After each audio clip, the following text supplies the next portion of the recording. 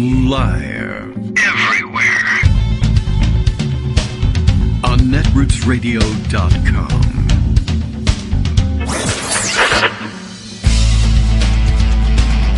David Waldman.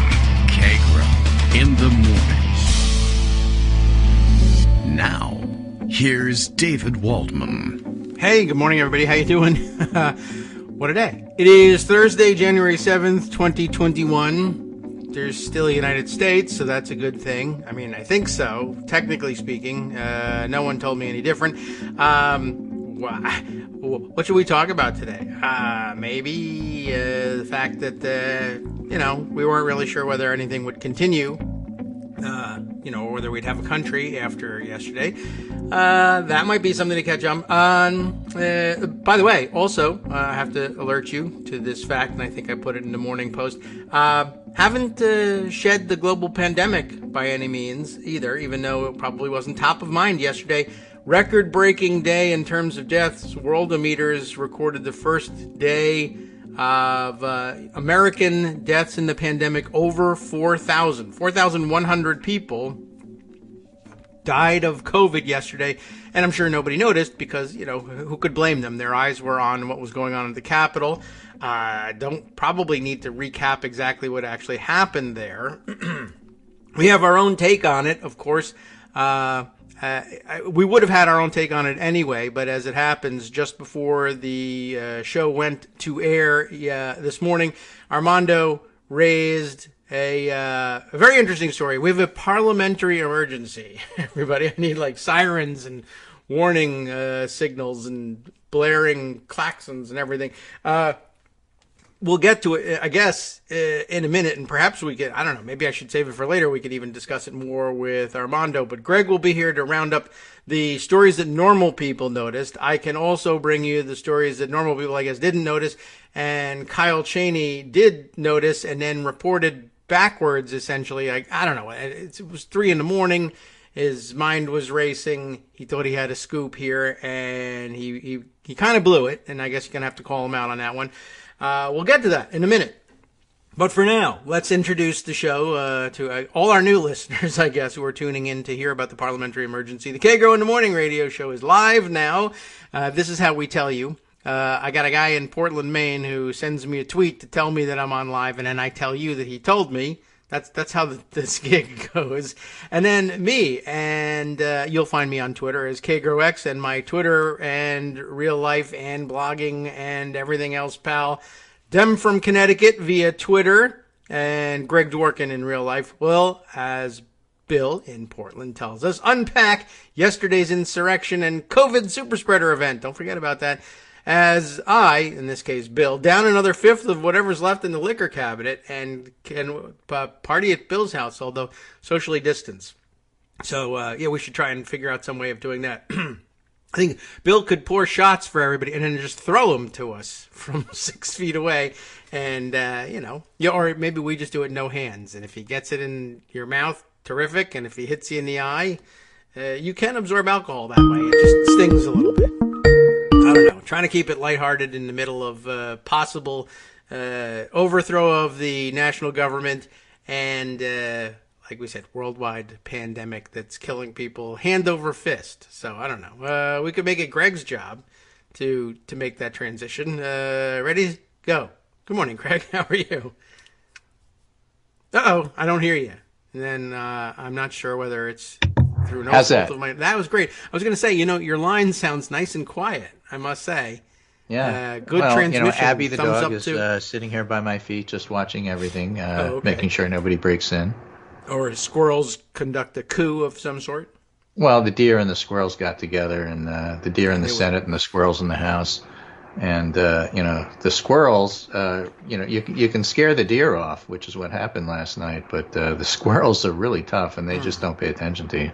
Wow. And that's pretty much what happened in the Senate and House, as Antifa. it turns out. Because of all the events yesterday, Yes. half the senators were scared off of the insurrection.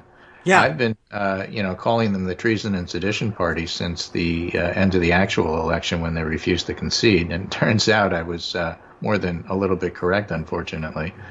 So only 6 or 7 senators, depending upon which objection state you were talking about, Arizona or Pennsylvania, had objections to it. Ted Cruz started the whole process off by being the most disliked person in the Senate. Yes. Josh Hawley did his best to give him a run for that money, and he may have succeeded. Even Rand Paul didn't want to join in that. Yeah. Lindsey Graham, the human weather vane, gave an impassioned speech about how everybody should be rational about this, and I can't possibly support sedition, even though I've been supporting it for 4 years. And Lindsey reminded me of Mick Mulvaney, who this morning resigned from the Trump administration. Oh, boy. With about 15 minutes left in the Trump administration. He was the special envoy to Northern Ireland, in case you didn't know. So he was there to fix the Brexit issue and did a great job there, of course, just as he did a great job as everything else that he did in the Trump administration. And he said, I can't do this. I can't. He's right. He can't. That's right. So finally, he's absolutely correct. Good job. He hit the nail on the head. Right. He said there's a whole bunch of other people that want to resign, but they won't because whoever replaces him will be worse. And if you think that's hyperbole, just look at what's going on with the Department of Defense, where he's tried to install loyalists there. That won't work, but, that's his plan. And this whole thing was planned. He set up the rally. He wanted the people here. He used Don Jr. and his ties to the white supremacist movement and the Proud Boys to get them here. And then egged them on yesterday, promised to march with them, which, of course, he didn't. He retreated to the White House and hid. And all the news stories, the Maggie Habermans, the Trump whisperers, are saying, he's lost it, he's melting down, yada, yada, yada. Yeah. But, the fact of the matter is the guy's dangerous, and that's why, 25th Amendment talk just keeps popping up, as well as impeachment. I want to give you an example. Mm-hmm. This is Earl Blumenauer. Yes, I know him. Okay. Yeah, he's an Oregon Democratic congressman. Yeah. And in the morning, he writes a note that says, Dear friends, democracy and the people won. This is before the riot. Clearly our work is cut out for us, but the dynamic has radically shifted. We can stop the worst of the Republican wrecking crew and give President Biden a chance to succeed. I'm looking forward to meeting this challenge together. So that was when he was going to reject the challenges to Biden's election. Yeah. By the evening, his note says, Dear friends, here are my thoughts on today. Invoke the 25th Amendment, impeach, prosecute. Yeah. Yeah. So that's a pretty, clear example of how Congress started to shift some of their thinking, at least some of them. Now, remember, you don't need to remember. You know all of this better than I do. But the Senate isn't gerrymandered. The House is. So the Senate had some impetus to say, hey, wait, I was going to, but now I'm not. I mean, probably the most dramatic of those was Kelly Loeffler, who was supposed to challenge Georgia and didn't, and stood up and said, I was going to do this, but after today, I can't do this. Yeah. I can't. Right. And so obviously Mitch McConnell put her there to say that, which was a clever move on Mitch's part, because it was essentially signaling that even the diehards, especially the ones who have just lost their elections, and that's the consequence if you keep doing this, are backing down. So let's not go there. And so even Josh Hawley went through the motions of objecting, but didn't really object. It was more like, I'm going to object. I'm going to take my 5 minutes and make it 30 seconds, and anybody else can talk if they want to, and I'm sitting down. Yeah, he really foreshortened everything. After the big invasion, he certainly shortened things. And and a lot of senators immediately announced, like you said, Loeffler, chief among them, immediately announced, I can't go through with this anymore. Even Rand Paul, I can't go through with this. Yeah. Lindsey Graham, I can't go through with this. However, on the House side, where it's gerrymandered, yes, Mo Brooks did what Mo Brooks' constituents want him to do. Yes. Mo Brooks objects to Nevada's electoral votes, pronounces the name of the state wrong, says Burgess Everett covering this. Brooks has no senator to go with him. Unfortunately, no U.S. senator has joined in this effort. Unfortunately. And that was met by massive applause. Yes, that was the big change immediately after they resumed that all these, several of the states that there were planned objections to, the senators backed out. They still went ahead with Pennsylvania eventually. But, they backed out on Georgia. They backed out on, I think somebody had even floated New Mexico, but nobody even proposed one. They backed out. They backed off in Nevada. And then the other thing that happened, of course, is that Michigan, Four Seasons Rudy, in the process of all of this, Yes. tried to call Tommy Tuberville. Oh my God! Yes, and But left dialed a again. voice message that's to another senator who then played it back, and that audio is available. Yes, it is. He's speaking to Tommy Tuberville, but he just called the wrong number and left a different senator. He was speaking the to plans. another senator who recorded it. Hi, this is Rudy Giuliani. I just need you guys to slow things down. Challenge about 10 states. We just need to make this hopefully last until the end of Thursday evening so we can get our crap together here and figure out what the hell we're going to do. He hints like there's a basically what he said. magic deadline there, and there isn't. But yeah, all right. Classic Rudy Giuliani calling the wrong voicemail box and leaving the secret plans and the whole thing. So it didn't work. The stunt didn't work. The insurrection didn't work. Yes, it's horrible that it happened. People died. Yes. There's 4 deaths. One lady was shot, a QAnon supporter. Who was shot in the neck, and 3 people died of, quote, medical reasons, end quote. I don't know what that means. That's how people usually die. I mean, it's kind of a medical condition. Yeah, I mean, you don't usually die of philosophical reasons. No, but I would be interested in trying. Yeah, well, legally, he's dead. But philosophically, he's still arguing. Die of medical reasons. I understand that there's medical distress. Yes, but precision in language is going to be a very important theme today. That's got me very riled up. So yeah, medical distress. People who charged into there should be a warning. Please don't invade the Capitol as part of an insurrection if you have a heart condition, if you are pregnant or nursing, or suspect you may be pregnant. All the usual warnings. Do not take insurrection if you're allergic to... Insurrection has not been fully tested in pregnant women. Please be careful when you do this. That's exactly right. So, all of that was happening. There's plenty of finger pointing about what the hell was going on with the Capitol Police letting people in. Yes. How much of this was wink, wink, nod, nod, you're not black, I don't have to shoot you. How much of this was I sympathize with you. How much of this was they're just outgunned and they're trying not to get killed. How much of this is they have guns, we have guns, let's not start a firefight when the people we're trying to protect are actually locked behind that door over there. Yes. So there was like all of that happening at the same time, and that's going to have to be dissected.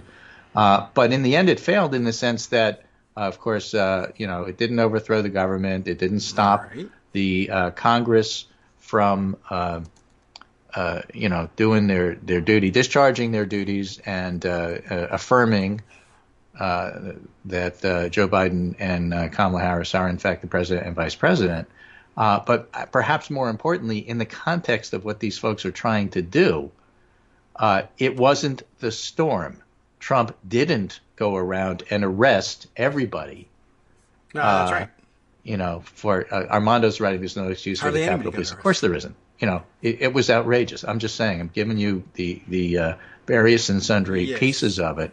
There were Capitol Police that were sitting there with their guns drawn, protecting the doors. Yes, they shot someone and killed them. And they shot somebody in the neck who was trying to invade. On the other hand, they let them in. So, what's going on? Is it 10% of them were not doing their job? You're fired and you're not. Leadership obviously didn't prepare for this.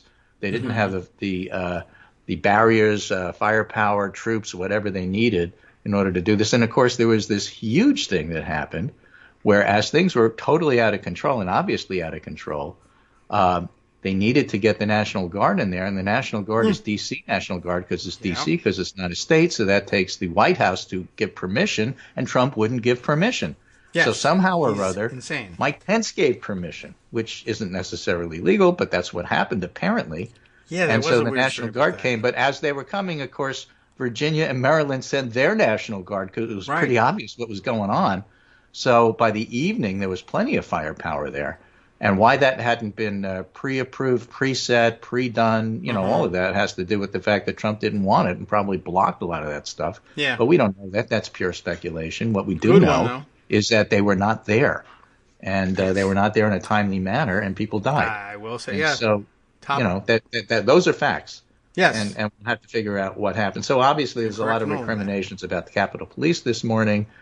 Deservedly so. They didn't do their job. I'm not trying to say that they did. But individuals within the Capitol Police did their job, and there's plenty of video of that. Yeah. They were locked in the Hart Building through the tunnels. You're not supposed to say that's where they were for secure reasons, but all the House members and senators were telling us that that's where they went.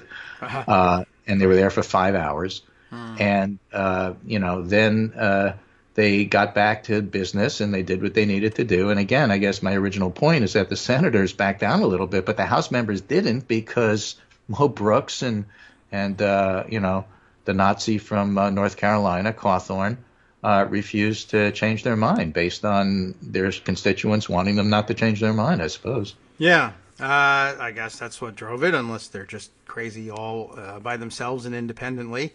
Also, to your earlier point, the top story over at Daily Kos at the 9 o'clock hour was Laura Clausen's story under the headline, "Threats to storm the Capitol were public," and they were public and public early, by the way. Why did police let it happen anyway? You're up to your question why this wasn't pre-staged. I guess in Maryland and Virginia, they probably didn't think ahead that they were going to need to be the ones to provide emergency responders, certainly. But yeah, in D.C., I saw somebody but it's up tweeting to the this morning. governors, not Trump. They don't need permission from Trump. With D.C., you do. Right. That's the big deal. That was the big problem. I saw somebody retweeting today something as early as December 20th. There were clear public. I mean, they said it outright. It's crazy. We're going to storm the Capitol on January 6th. This was like broadcast. Yeah. They had merchandise. So there were people there on the day, on the 6th, yesterday, wearing sweatshirts, pullover hoodie sweatshirts that said, basically, I went to storm the Capitol like I was this lousy sweatshirt. But they were wearing the merchandise that declared that they were coming. They knew this for weeks. And you're right. The only reason that it wasn't prepared for was probably because Trump was giving instructions and his henchmen were giving instructions not to prepare for things. And when the call went out for the National Guard, the Pentagon explicitly rejected DC's request, and they had to go to a mutual aid request through police instead. Not only did the National Guard show up, but the first responders, Virginia sent state police, and Montgomery County, Maryland sent police. They couldn't even get the Capitol Police. Capitol Police couldn't stand up to it. The D.C. National Guard wasn't allowed to deploy. It was, it's obviously an enormous story. By the way, I'm just not spending a lot of time talking about it because I don't know the answers. But those are absolutely the right questions. But I want to add to it if you still run into one of those people, yesterday all day, there were people being called out like, were you one of the people that said this isn't a coup, by the way? And everyone was pointing to what was going on at the Capitol, but.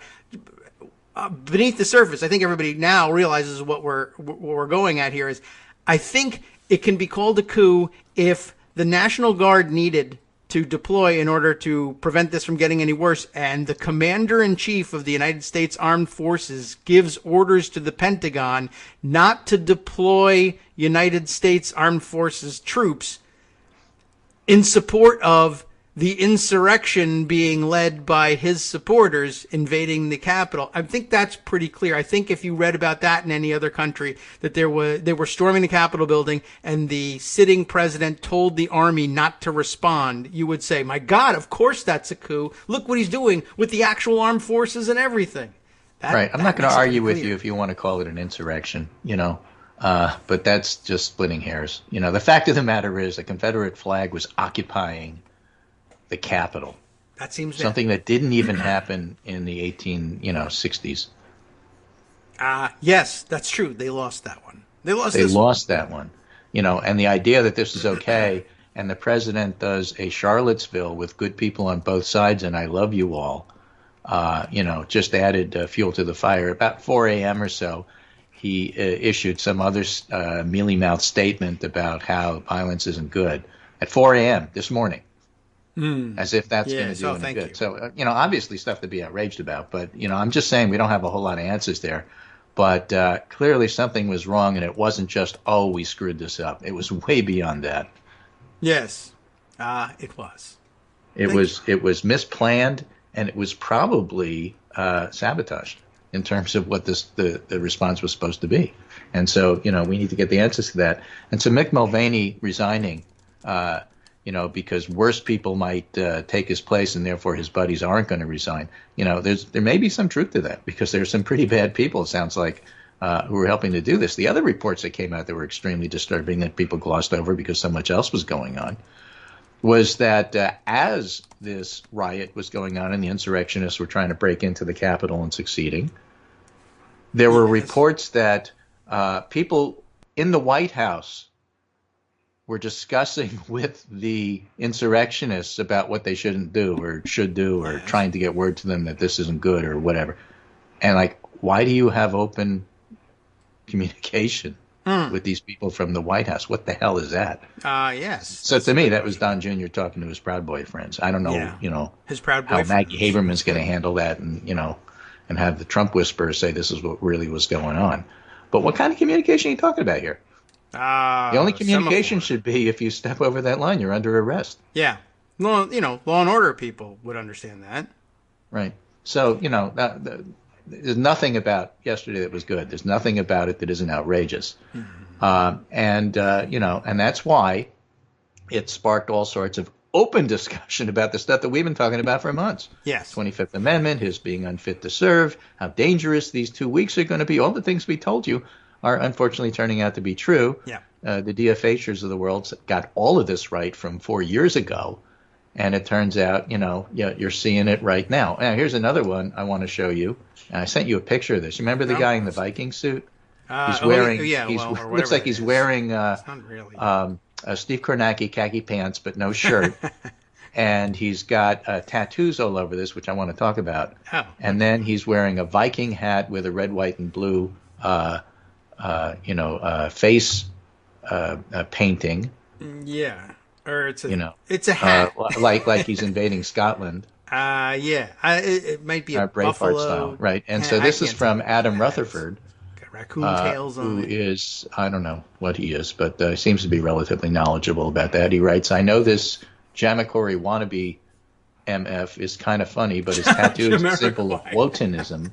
Okay. Which is a Nazi Odin occult symbol that believes Jews control the government, the Holocaust is exaggerated, and champions the 1488 slogan. In other words, he's a real card-carrying Nazi. Oh, fun. And apparently people know who he is. He's got a name. He's from Arizona.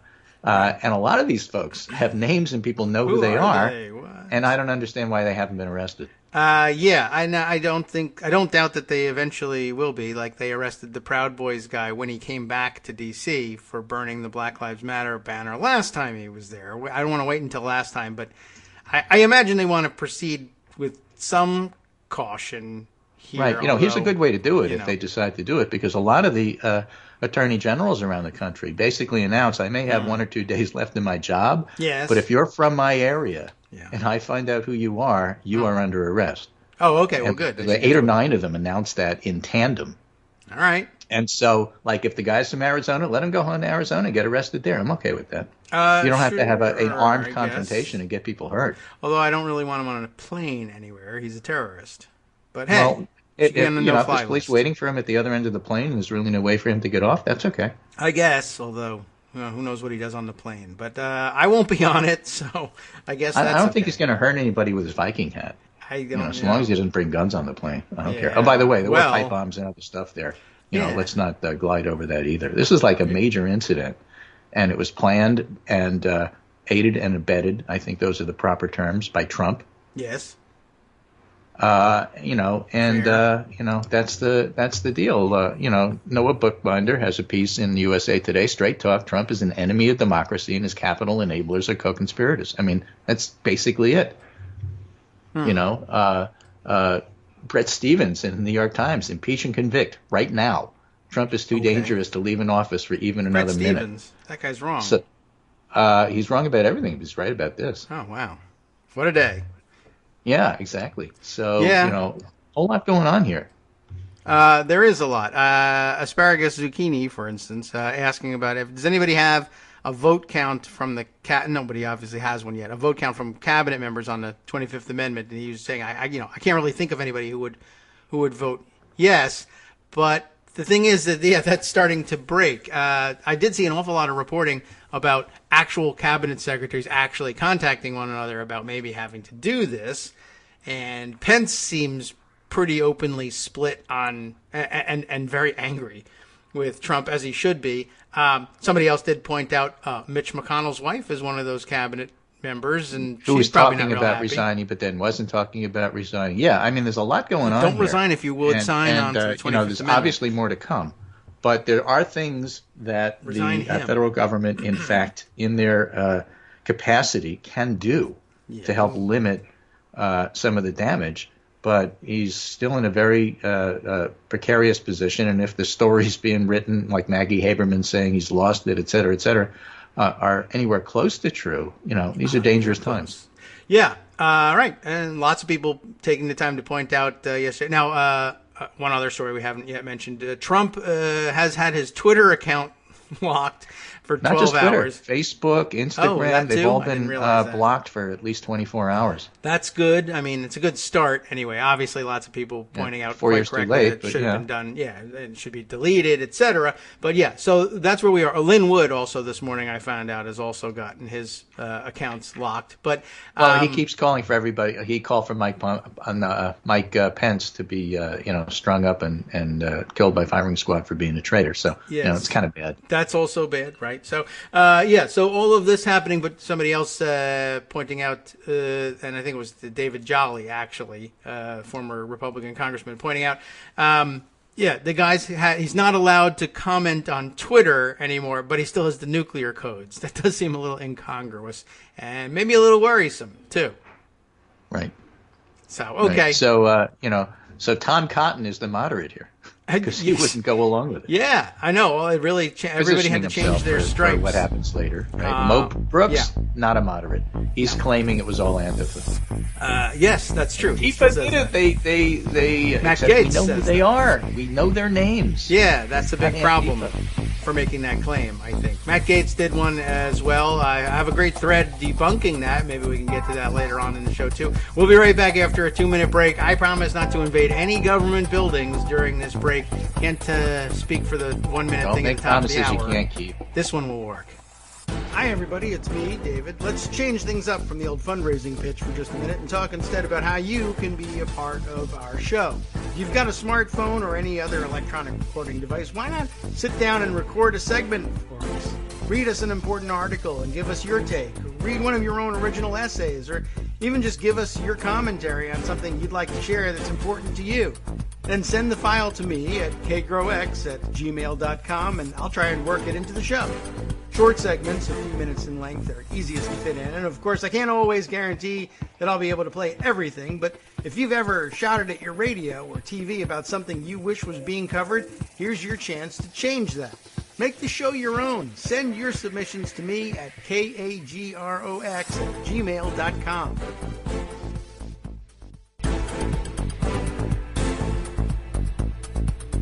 Welcome back now to the Kagro in the Morning Show here on Netroots Radio. Still here on Netroots Radio. They haven't thrown us out yet, and I didn't try invading any other building. I'm just staying in the one they gave me. All right. So I'm not giving you this to legitimize it, but I just want you and our audience to know what sort of excuses the right is making this morning. Okay. So Mo Brooks is tweeting around, please don't be like fake news media. Don't rush to judgment on assault on Capitol, which it was. It was an assault on the Capitol. At least he got that right. Wait for investigation. All may not be and likely is not what it appears. Evidence growing fascist, Antifa orchestrated Capitol attack with clever mob control tactics. And then he gives evidence. And evidence is that people told me this was going to happen, and therefore my lies are correct. And again, the problem with that is it completely falls apart because you know who they are. Yes. One was a state senator that was identified, or a candidate for state senate. There were several. Who was identified. The Viking from Arizona. Everybody knows his name. So they all tweeted selfies. And they tweeted selfies, and it's on their Facebook pages. Yeah. So that doesn't work. Brit Hume was playing that game and trying to toss that around, and so that's a lot of the talking points on Fox News. The other tactic, when that wasn't working, is Sean Davis from the Federalist started tweeting, well, you can't blame them. They didn't really know it was restricted space. It was the people's. They opened the gates. They let us in. We didn't know. I didn't know I wasn't supposed to climb on the Capitol, break into Nancy Pelosi's office, and trash the parliamentarian's office. I didn't know I wasn't supposed to do that. There weren't any signs. that Please said, do not. do not break into the parliamentarian's office and trash the place. I mean, how was I to know? I'm just an innocent patriot here. That's true. The signs do not say that. I will tell you that I do know that there are signs that say restricted area, but they pulled them off the wall. And Right, so I couldn't see him. It wasn't my fault. I didn't know.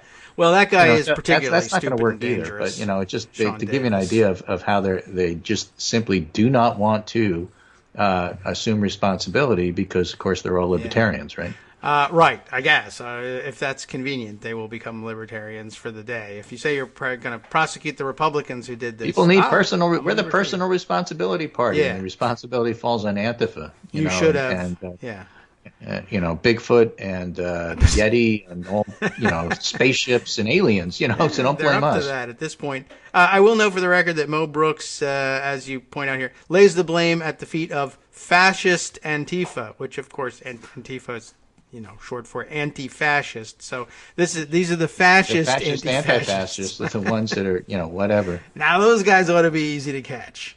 Yeah. How could anarchists orchestrate a Capitol attack with coordinated tactics? They're anarchists. Right. So who's in charge? Even possible. Some very good threads debunking that exist out there. I will hold them for the moment so we can continue our discussion. But in case you haven't seen them, I'll be happy to share them with you all later, or at least in the roundup.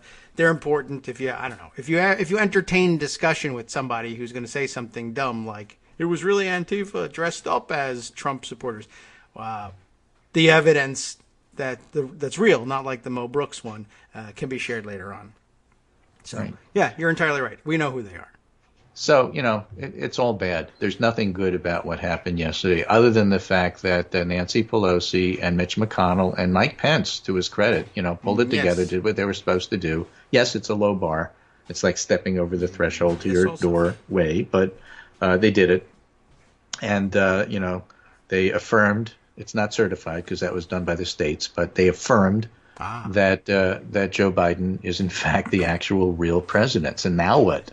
Mr. Trump, this failed. Your gambit failed. Now what? You've destroyed America's credibility with the rest of the world even further than you already have.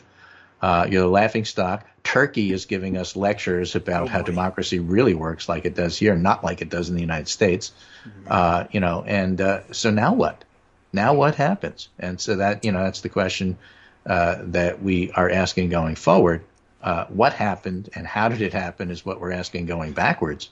Capitol Police being a huge part of it. But, what going forward, what happens to Trump? How do you control him? How do you put him in a situation where, he does the least amount of harm?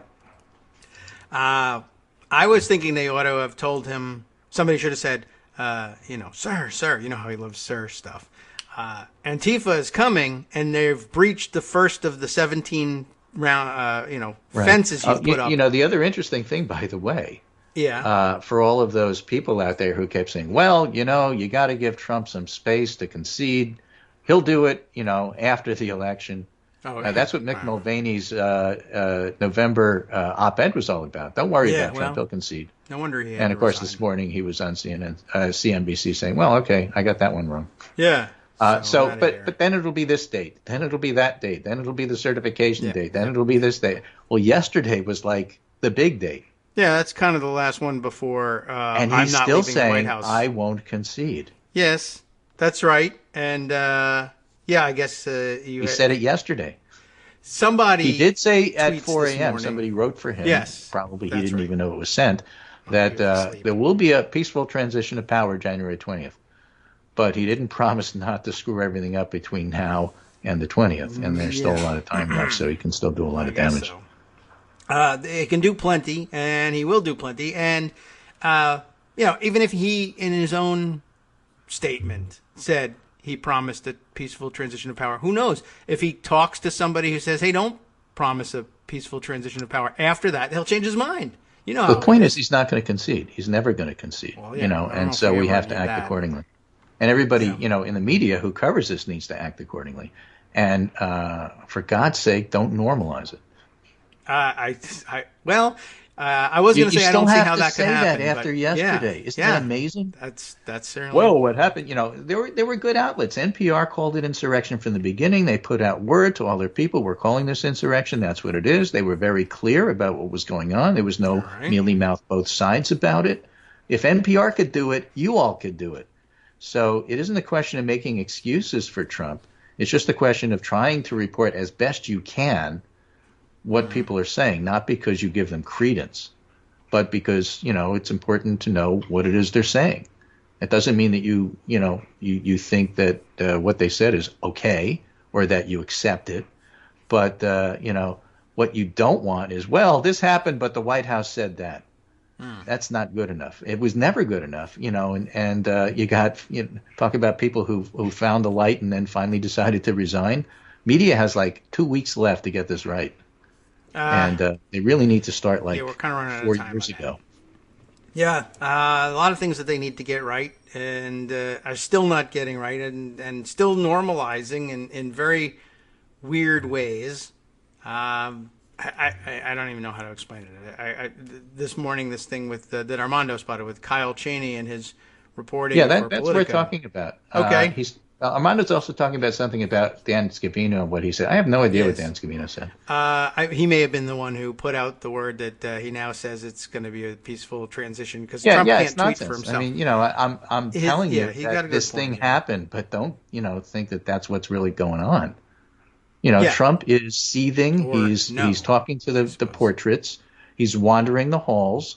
He's probably taking a hammer to the Resolute desk. I don't know. Yeah. But he is in not tip-top psychological condition at this particular point. These are dangerous and parlous times.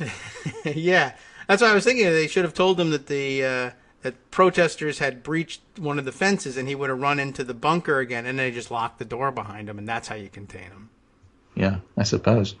There's plenty of Diet Coke in there. Hang out. Right. Why don't you come here to this room, Mr. President, where we're going to give a press conference announcing that the Congress has, in fact, rescinded their complaints and you are, in fact, the president. Just go right through this door over here. Yeah. We have everything set up. And then when he's in the room, and when he's in the broom closet, just like lock the door. Yeah. Yeah. I don't know why they didn't try it. Or maybe they did. Who knows? Maybe they did. I don't know. But again, it's going to be an interesting day. And so, all you people trying to make excuses for this and normalizing the president's behavior, this is, I hate to be the person to come and say, we told you, but, we told you. We've been telling you this. This is who he is. This is who he's been. He's a mob boss. He's cornered. He's dangerous. And, it's scary. Yeah. I don't know. You want to go on to Kyle Cheney's I do, mistake? because, I pester you all the time about process because I think it's important. Yes. So all right. You want to tell us about it and set it up? Sure. I guess I could start with the end of my thoughts first. This is a rare opportunity to write a parliamentarian as national hero story. And Kyle Cheney has effed it up and written it upside down and backwards.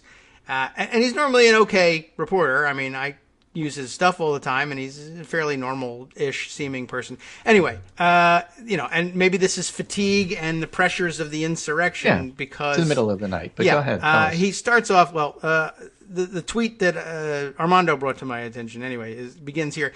He says it's 12:55 a.m., so he's still up and tweeting, and I just figured out how Pence massaged the rules of the Electoral College counting session to avoid introducing the, quote, rival slates of Trump electors. We've talked all about those, well, to use his word, rival slates. Counterfeits is what they are, of course. They don't exist. Right. So he knows about them. He's read about the story, and it hits him at 3 a.m. The first thing that kind of annoyed me about that, I'm not done with his tweet. He then goes on and says, how do I know about this massaging of the language? Here's what vice presidents usually say when they're handing out the certificates. Now, I noticed this when they resumed at 8 o'clock, 9 o'clock last night, I guess, when he started handing out the certificates. I said, that sounds new. Ordinarily, they just say, here's the certificate of whatever state, and the tellers do the important talking and say that the certificate appears to be regular in form and authentic, and you heard a lot about that yesterday. But there was some extra language in Pence's handing out the documents and receiving them back, and it said, he was now saying, after ascertaining that certificates are regular in form and authentic, the tellers will announce the votes cast by the electors for each state, beginning with Alabama, that the parliamentarians advised me is the only certificate of vote from that state that purports to be a return from that state. He's not a typo in this. That has annexed to it a certificate from an authority of that state. That's the certificate of ascertainment I told you about. Is that all written in like crayon? No, it appears to be. Well, this is typed with typos. I guess he typed this up himself. But anyway, that's usually on little cards that they hand to the actors of the day, whether the vice president and the tellers all get scripts on how to do this thing. This had extra language, which included the language about the parliamentarian tells me is the only certificate of the vote from that state that purports to be a return from that state and has annexed to it the certificate of ascertainment that establishes that this is the one we were waiting for. I told you all about how the National Archives has been dealing with how people are making fakes and sending them to the National Archives. Yesterday we learned from Frank Thorpe of NBC News what the National Archives was doing with the fake ones. That was pretty interesting. But what struck me first was that at 3 o'clock in the morning, it first dawns on... Before you go on with these, there's also the story about a staffer in the Senate grabbed the actual certificates and rescued them. I know. While the Capitol that was was being interesting too. attacked. So a lot of little mini heroes here whose work should be acknowledged. Yes, and that got us to the point where we could say, well, it's a good thing that he grabbed them. But remember, there are duplicate copies, one at the National Archives and one with all the judges. Yes. That was my first thought when I heard that. I said, that's great. Don't worry about it. There's actually copies in the National Archives. How do I know that? I'll tell you how you know it. Well, I knew before 3 a.m. That was the thing about what Cheney started with this. Kyle Cheney, not Dick Cheney or Liz Cheney.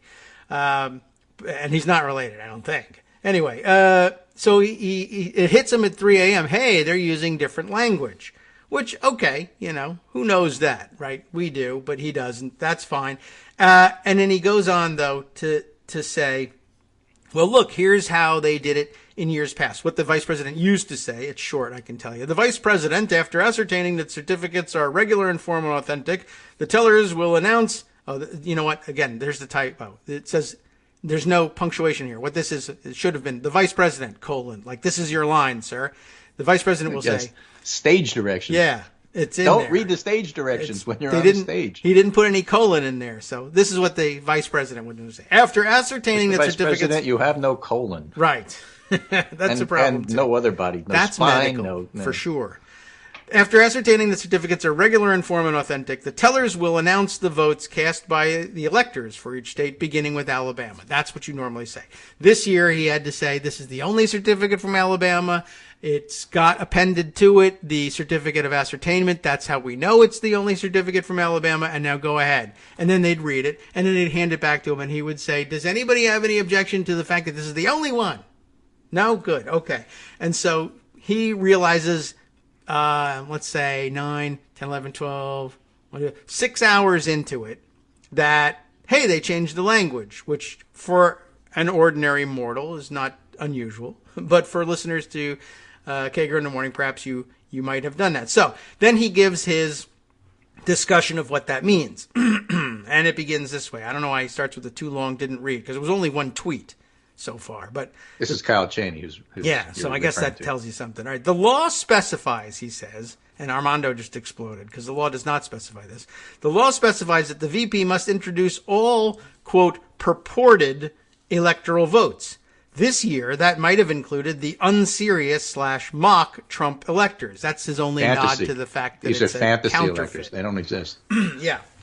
So, and Armando immediately explodes and says, no, the law does not specify that the VP must introduce all purported electoral votes. It says that nowhere, and that's absolutely not true. And as we found out through NBC News, when you send a counterfeit, the archivist has a procedure for that. They say this is private correspondence from a nutcase, and we throw it out, and we don't scan it and put it on the We put it in National the Santa Archives Claus site. file over here. But they do keep it because NBC was able to get those things through Freedom of Information Act requests. Right. So the law doesn't require reading them out. They might sometimes be required if other authorities in the state purport to send different certificates, but in this case, nobody has done that. Or if there's a correction to the certificate, as there was with Hawaii in 1960, as we discussed the other day. But Kyle goes on to say, but Pence worked with the parliamentarian to interpret it so only electors backed by the state authority would be introduced. Now that sounds like a good thing. And Cheney, though, goes on to discuss this, and then you should see the replies to this. He says, Pence works with the parliamentarian to interpret it so that only electors backed by a state authority would be introduced. Note, he says, how Pence emphasizes before introducing each state that not only is the slate of electors regular and authentic, he does not say that, but that the parliamentarian has advised him that it is the only one backed by a state authority. That is not a regular acknowledgement at these sessions. That's true. Usually not necessary. Then he says a lot of people interested in this process, even had Pence introduced these electors, which, this is a new addition to this, which it's not entirely clear he had the authority to do, they would be legally invalid and unable to be counted by Congress. It would have accomplished nothing except making a lot of people angrier, which is actually, ironically, what his thread accomplished. He portrays this additional language as a behind-the-scenes secret move by Pence working with the parliamentarians to exclude these other slates, these counterfeit slates of electors. Now, I think that he intended to, report this accurately and to say why there was this big change, but he did it in the middle of the night and he left it hanging there. And in the morning, his thread was being quoted by every lunatic on earth saying, aha, I knew it. Pence changed the rules and he changed the law because he says the law, Kyle says this, the law requires that he acknowledge all of the purported slates of electors that are sent in, and he changed the wording so that he wouldn't have to do that. And then everybody says, aha, that's how they kept the real certificates from being introduced. And oh my God, Kyle, the whole story is about precision in language, that Pence takes the time to figure out how to do things right so that there's no misunderstanding, and Kyle recreates the misunderstanding and leaves it hanging out there in the middle of the night to be picked up by the lunatics. This is really outrageous. As I'm listening to this, and trying to understand it, and I just, I get it, and I sort of got it from the moment that, they were in there making sure that this got done and convincing Hawley behind the scenes to curtail, do what you need to do to say that you kept your word, but stop doing this. Even before the insurrection, when the House, I guess it was the Joint Committee at that point, was meeting, the very first thing, of course, was the usual objection. Remember, everybody always stands up and objects. And we learned that from the impeachment hearing. That's what the House does. And so I guess there was a rule about how many people could be in the chamber at any given time because of COVID restrictions. Right. And somebody stands up and says, I have a point of order, Madam Speaker. How is it possible for people to object when you're not allowed in the chamber? How can you object from the gallery? Okay. And remember, if you have the gavel, you make the rules. And so I'm channeling my inner Barney Frank and wondering what the speaker's going to do.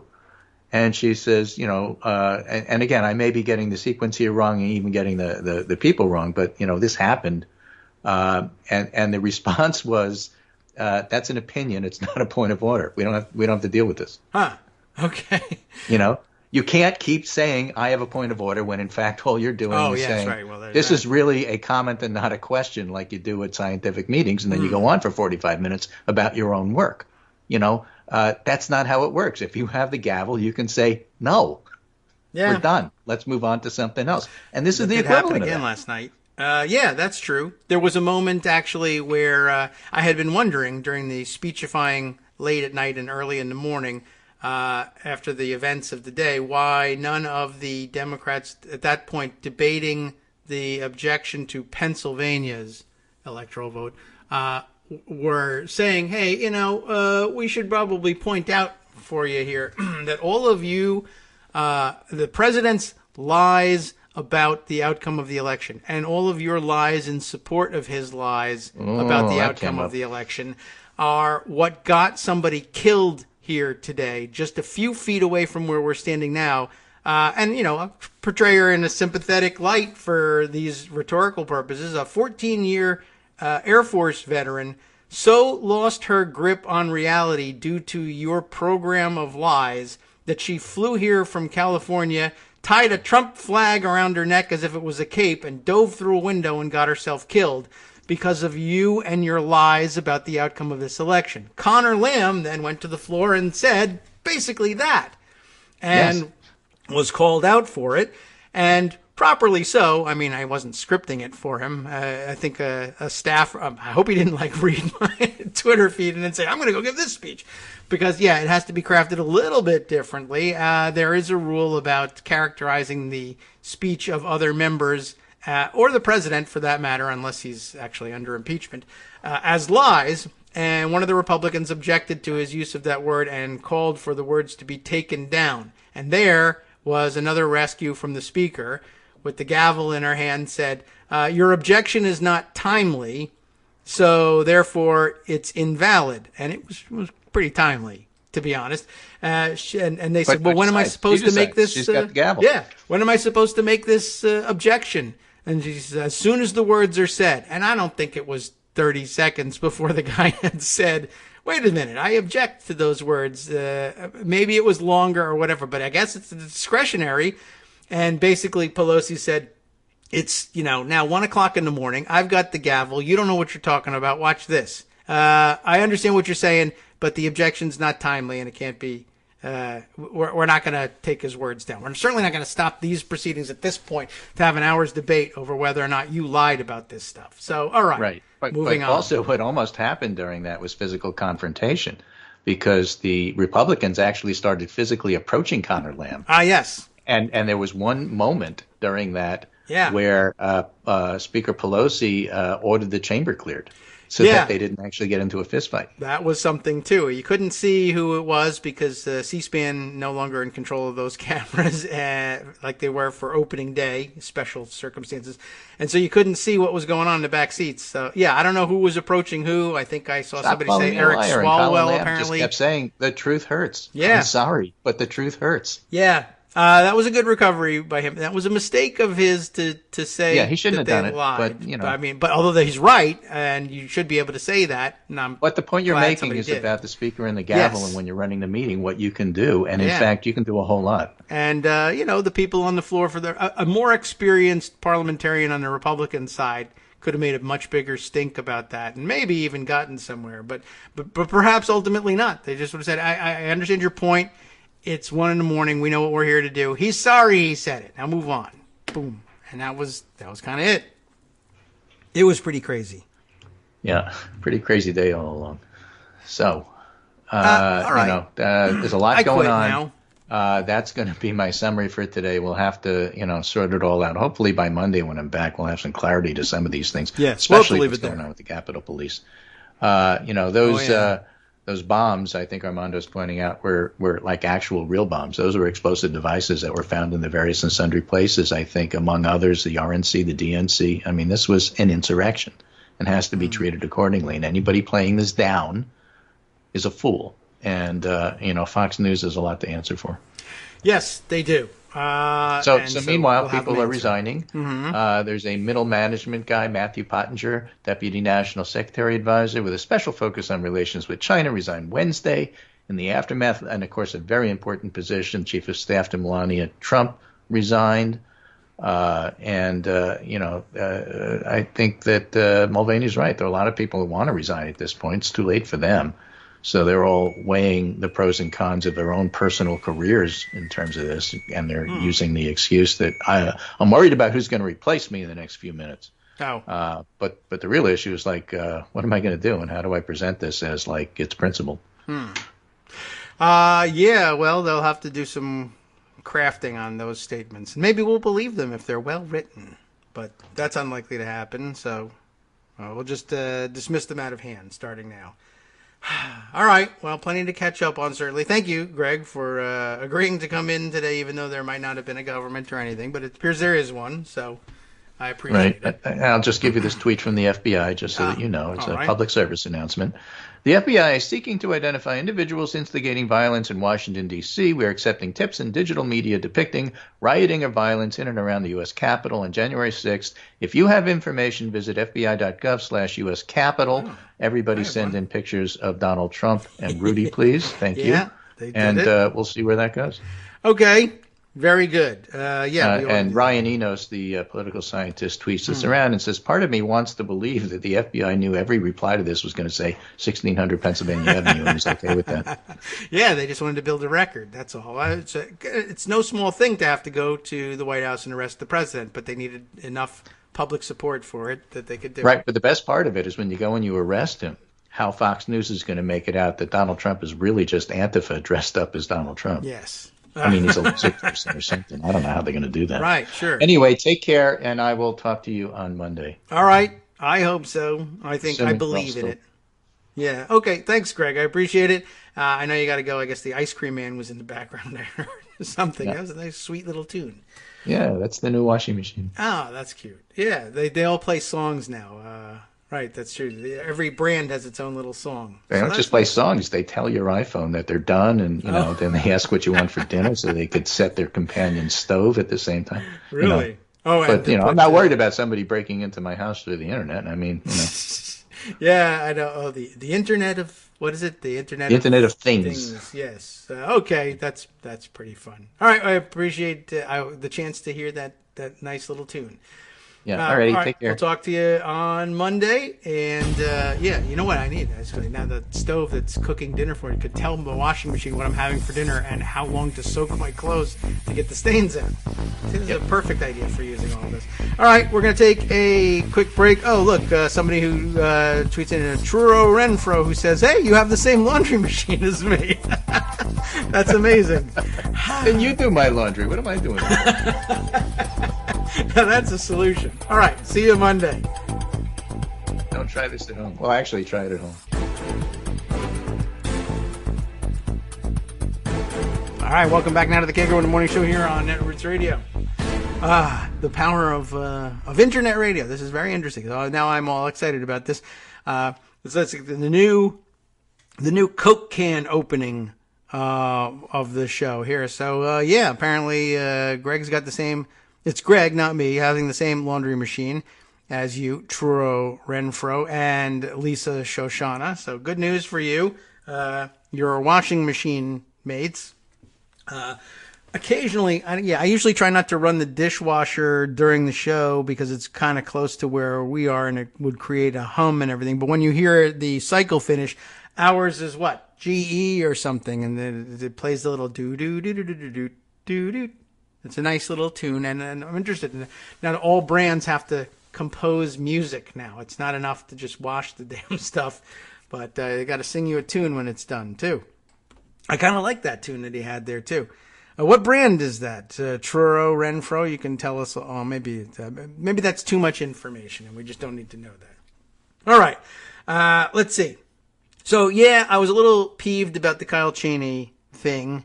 And I'll go through the the balance of my complaint about it just to make sure that it was coherent. And I see people complaining back about the complaint. And that happened early on, too. People were like, well, this is good reporting. Why are you being so angry about it?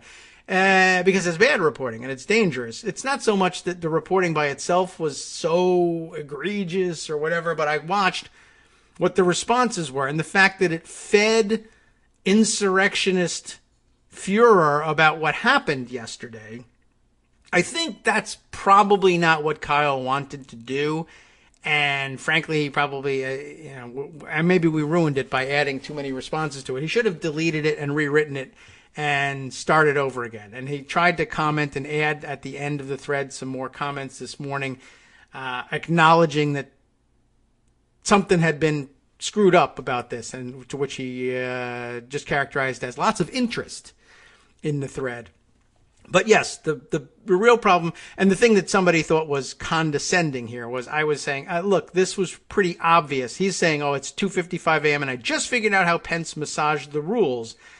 And I'm saying, all right, well, it was actually obvious that he had massaged the rules. From the minute I sat down in the evening to watch them resume the count, I said, that's not the same language. But I realized that hardly anybody else is going to know that. But you might have figured it out at home, even without ever having heard the original language. Even if you never watched a electoral vote count before, and that's really was another thing. Like, how do you prepare? I mean, not a lot of people have watched these things before, although, at a certain age, you will have at least watched the Bush-Gore count at some point, if not live or in some throwback tape, then at least maybe in Fahrenheit 9/11 or something that's seen where they do that.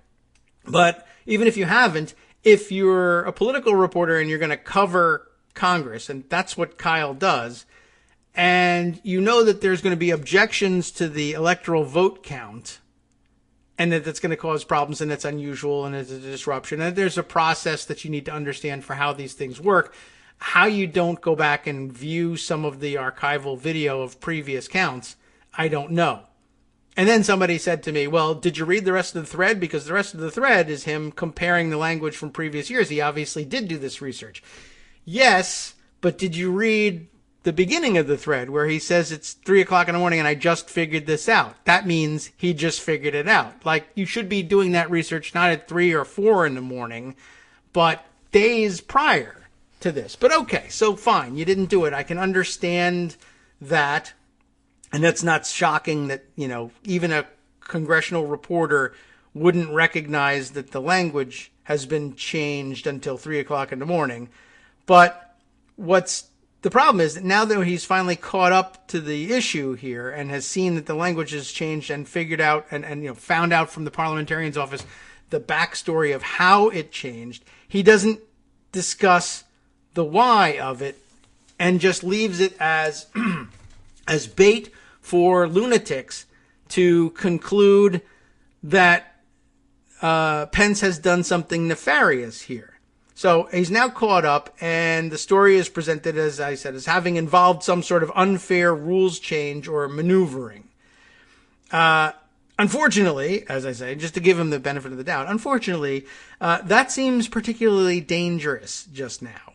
It feeds exactly the sort of resentment that led to yesterday's assault on the Capitol, when all it is an acknowledgement that Republicans inside the chamber planned to attempt to introduce counterfeit documents. He was trying to head them off at the pass and have an explanation, be out there and in the open about why the fake electoral slate from Arizona, either one or both of the two that were sent, why the fake electors from Michigan aren't being read. Although, as it turns out, they never mailed their document even to the National Archives, which is incredible.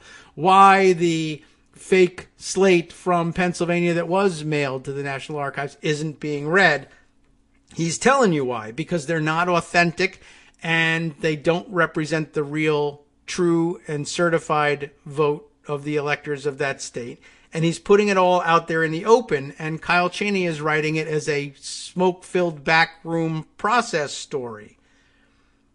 Now, he also happens to ignore the opportunity to tell the real story, which is that there are counterfeit certificates in circulation. How could that not be the story that Republicans created, attempted to plant, and then planned to introduce counterfeit electoral vote certificates? That seems like the blockbuster scoop, except it didn't get reported because it's not a blockbuster scoop anymore.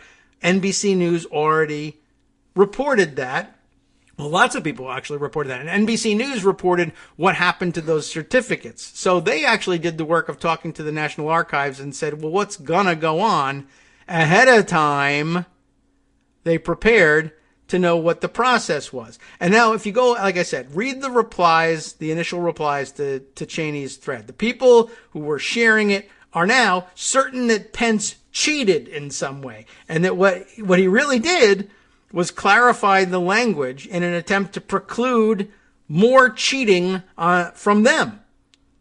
There are no legitimate rival documents, and Kyle knows it and says so in his first tweet, but there are counterfeits, and this scoop allegedly, like accidentally, I should say, legitimizes them by giving people, by giving people reason to believe that the law required Pence to acknowledge the fakes when it does not. So, like I said, maybe the worst thing about this thread is that he hits Pence for precision of language and then publishes a report on it that's so imprecise in describing the background of the story that it ends up refueling the resentments that led to yesterday's attack. And then, of course, there was the resentment of this is a story centering parliamentarians as doing the right thing and maybe helping save the republic. And he writes it, ooh, those nasty parliamentarians have done this terrible thing and changed the law. And that's really, I mean, I guess that's the first and most egregious of the mistakes that he made, and the one that set Armando off in particular. And as a matter of fact, I'll jump back over to his commentary on it here.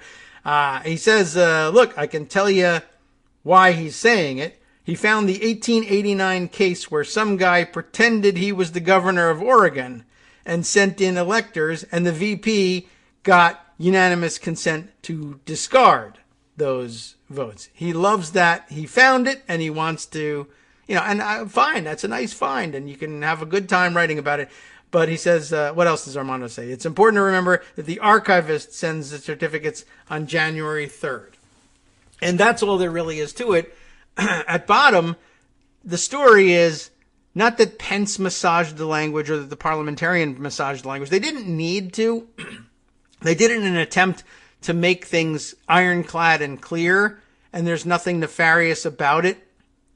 And Cheney gave them fuel out there in internet land to think that there was something nefarious about it by pretending that there was an obligation under law for Pence that doesn't actually exist. I mean, it's really just not even in there. I don't know where he came up with it, and I guess maybe that's what Armando was referring to, and that maybe there was an 1889 case suing over the fact that the vice president, I guess if in that case the vice president sought and got unanimous consent to discard a document that had made it into his hands, the assumption could be, well, it needs to be put to the body, or the two bodies resolved into their respective houses, to give unanimous consent or other assent, whether by a roll call vote or whatever, to get rid of these things. Because back in 1889, when they had a fake certificate, he asked the Congress to rule essentially on whether or not he could just throw it out. So if they had to rule on it in 1889, they should have had to rule on it now. Except again, absent all the questions of language and the questions of the 1889 case, why did the vice president have to ask for unanimous consent in 1889? Because someone had handed him the false certificate. And he says, I've got it in my hands and everybody can see it. I need to dispose of this somehow. In this case, the whole problem is solved, as we learned from Frank Thorpe days ago. If Pence is never handed a counterfeit document, why does he need to ask unanimous consent? Can I have unanimous consent to not read you the document I don't have? Does that make any sense to anybody? And it doesn't. It's ridiculous. And to go from that somehow to accidentally, I'll even say, writing a series of tweets that has the conspiracy theorists out there saying, aha, Pence violated the law too. We just spent the whole effing night listening to the same restatement in every objection of the totally discredited, because it's totally wrong, theory that was rejected in the Wisconsin case. They spent hours on the Pennsylvania objection, and every other objection said the same thing. It was unconstitutional for elections authorities, so-called elections authorities in the several states, to change the rules of the conduct of the election and the counting of the votes, because the Constitution, this argument goes, says only state legislatures can do that. The Constitution doesn't say that. This is essentially the same the same level and quality of constitutional law thinking that leads people on the internet to say, well, you said I was wrong about something, and I'm not wrong, and it's a violation of my First Amendment rights for you to tell me I'm wrong because I have freedom of speech in this country. You've run into that, or you can't say, whatever it is, even if it is an actual shut up and go away message. They say, you violated my constitutional rights. I have a First Amendment right to free speech. And the person says, the government can't tell you to shut up and go away, but I can. That's not what the Constitution says, pal. And that's what's going on here. Again, this focuses on, I don't know what the hell the provision is. You could find it if you want to, but the instruction from the Constitution to the states, which is, look, you all have to assign electors for the Electoral College, and you have a choice. And it is up to the state legislature to determine the manner in which your state's electors will be appointed. They can, in fact, be appointed by you, the state legislature. They can, in fact, be appointed by whatever, your favorite local drinking establishment, if the legislature says that's how you want to do it. It can be done by coin toss, or it can be done by, I don't know, popular election. The point is that the legislatures of the states will decide the manner in which the appointment will be made, and then that's it.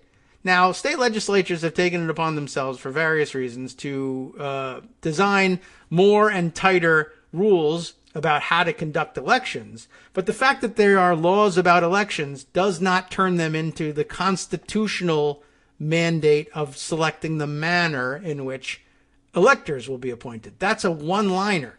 We're going to have a popular election, or the legislature will appoint them, or whatever it is. And after that, your duty to this clause of the Constitution is discharged. The fact that there are states, and all of them have laws that say you can't post signage closer than 100 feet to a polling place, or the polls close at 8 p.m. in this state, or we will only accept absentee ballots that are signed in the correct place and dated properly, or we decide you can do the opposite.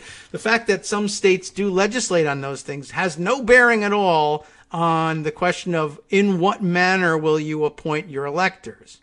There's nothing in the Constitution, and there would never be anything in the Constitution because of the nature. A Constitution is just not supposed to be that specific. That would direct that the state legislatures have to cross every T and dot every I about how an election gets conducted. The fact that you've opted to have an election is a complete and perfect execution of the charge to choose the manner in which the appointments will be made. That's it. The job's over. Changing poll closing times, whether a legislature does it or anybody else, doesn't implicate the Constitution. Not that clause, anyway. I suppose it could implicate another clause.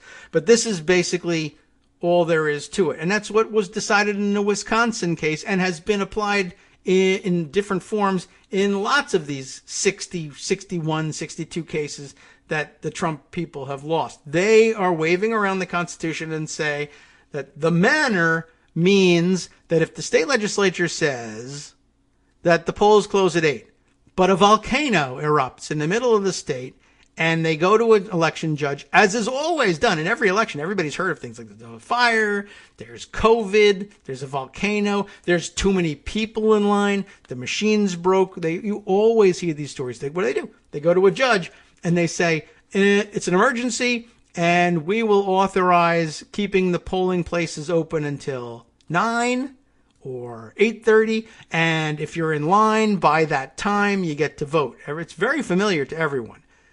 Their claim is, in case you haven't, been able to cut through their BS as they're arguing it on the floor or on the internet or wherever you've heard it, is basically this. Their claim is that when a judge says that the polling places can stay open until 9 instead of 8, as the state legislature says, that's a constitutional violation that invalidates that election.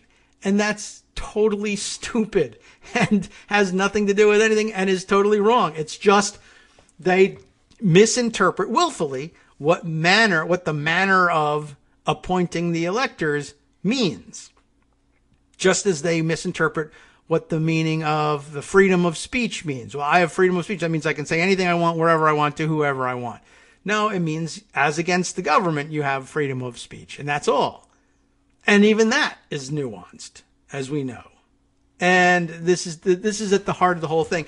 And they just spent hours and hours saying it over and over again, that it was a violation of the Constitution that a county in Pennsylvania should be allowed to decide that it will accept ballots that aren't dated if they were, that aren't hand dated by the signatory, by the voter, even though they are postmarked before Election Day and received and processed before Election Day, and there's no other reason to challenge them.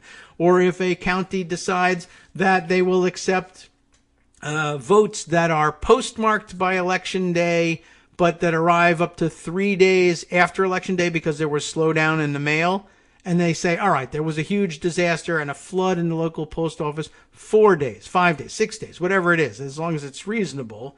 But if a court decides we're going to extend the deadline, they point to that and say, aha, it has something to do with an election, and you're not a legislature, and therefore that violates the Constitution, and we can throw your whole result out based on that. That's completely insane. And they stood there and did it for hours and hours and hours and hours and hours on end. To then complicate all of that and to have people then invade and attack the Capitol because they believe those claims to be true. And then to write a story about how, no, you're not really just allowed to send us counterfeit certificates of electors because you feel like it, and have it come out instead as, aha, Pence violated the law by doing this, is at a minimum asking for trouble. At the very least. And it's a huge mistake, and he never should have done it, and it was crazy. All right, well, let's see. Armando says there's some good Kyle Cheney tweets. Is that right? Or is that one that we want to use as a good example of it being bad?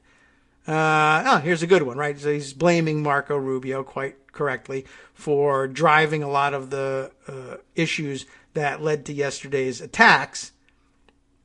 Even though Marco Rubio is tweeting about, this is everybody else's fault. I don't really need to even read the thing. It's not that Kyle Cheney was doing it on purpose, and it's not that he's a terrible reporter, on the whole. It's just that this one is actually a huge mistake. Plus, it's, personal, like, parliamentarians are a hero. Let's have a parliamentarian as the hero story. And instead, you have it as the parliamentarian is the evil guy. And the crux of it is that terrible claim that, what is it? That the law requires somehow that Pence announced the presence, at least, of every purported electoral vote that is sent to him. And it's just not true. It's just a huge mistake and a huge misreading. And in these instances, a misreading of the law is maybe the most dangerous fuel you could have poured on this particular fire. What is he saying here? Armando says, look at the tweet I sent you. Which one? Is it a bad one or a good one? Or is it your tweet? That one? Armando's tweet? All right. Yeah, let's see. Maybe this is the one. He's responding to Josh Hooter's tweet here. Josh saying, as the chair of the joint session, Vice President Pence has the authority to reinterpret process when events fall into an ambiguous procedural space. Pence deserves a ton of credit for reinterpreting procedures in this manner. It just as easily could have been the opposite. Yeah, we've been, maybe to us, maybe this is why it's so upsetting. We've been speculating for days. How could they get one of these fake certificates into circulation if Pence wanted to help them? And then it turns out that Pence was actually doing the right thing and trying to exclude them. But, we wondered, how could anybody get one of these things into circulation? And I figured it would only have to be carried onto the floor and waved around. And Pence, if he didn't want to, would say that, I don't accept paper from the floor. I follow the instructions. I got my paper from the archivist. Anyway, Armando responds to Josh Hooter's tweet here by saying, I'd go further and say Kyle Cheney's argument, is absurd as a legal matter.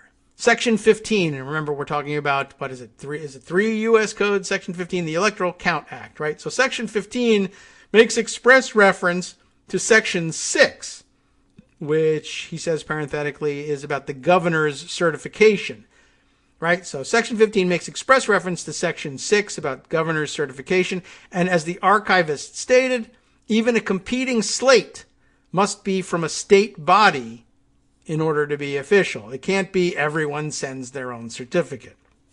So let's see. And there's another response here from somebody else to Armando saying, I think maybe Cheney misinterpreted the Wikipedia article on the Electoral Counting Act. The article points out that the act adds purporting to be, not purported to be, to the constitutional wording. Just a wild guess, this person says. And I'd imagine this is in case a state flubs it a bit. And I did see people trying to parse between saying purporting to be or purported to be, but I don't see a great deal of difference, quite honestly, not off the top of my head anyway, between the two. But I guess, if you wanted to split hairs, you could probably come up with something. Anyway, I found the whole thing particularly worrisome because of the responses. And I guess if you want, I'll obviously share the tweet thread with you, but go and read some of the initial responses. They are from Trump nutters saying, aha, thank you, Kyle. Good work. You pointed out the fatal flaw in what happened last night, when in fact, the story that he's trying to write, I guess, is about not a fatal flaw, but how Pence saves the situation. He just then adds this dumb twist about the vice president being legally obligated to read every certificate that's offered by anybody, and that's nowhere in the law and would never be interpreted as being the law if we got this thing in front of a judge. No judge would say, yeah, what it says here, which is nothing, is this blank space here is where they really meant to write, if a kook sends you a fake slate, you got to read it. You can ask unanimous consent to throw it out like they did in 1889, but you got to read it. Why? And particularly, I might ask, why would you fill in a blank space where there is not? There's no words that say the vice president has to read everything that comes in. The wording, if there's any interpretation to be gleaned from this, maybe we should look at Section 6, is whatever the parliamentarian gives you that he got from the archivist is what you read. Nothing else. Don't let anybody hand you anything from the floor. Don't sneak in your own document. Don't leave any documents out that he gives you. And if he gives you competing slates, then you can submit it to the body to decide what to do. And that's, I guess, what they did even in 1889. I don't know why you gave me this thing, but it's obviously fake. And so in 1889, they improvised the solution for how to get rid of an obvious fake.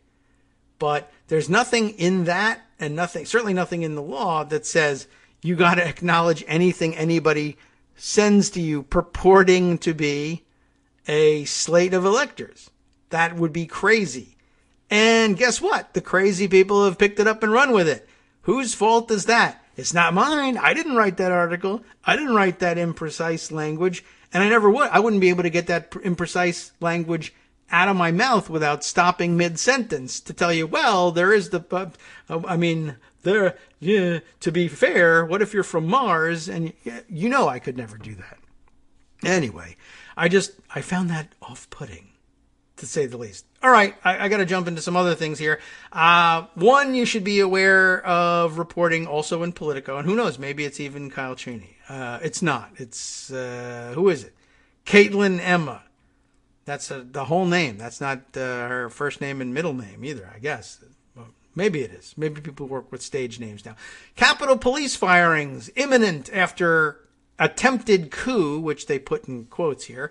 Top appropriator warns. It doesn't necessarily matter too much, except that it's a top appropriator who said it, except that that's somebody who carries a lot of clout. It's a lot of people on Capitol Hill on both sides. I'm not both sidesing this, but literally both sides of the aisle, both sides of the Capitol, that is to say Senate and House, who are appropriators and who are not, but whatever. They have a voice in how the budget. What's funny is they're going to defund the Capitol Police. That's the hilarious thing in all of this.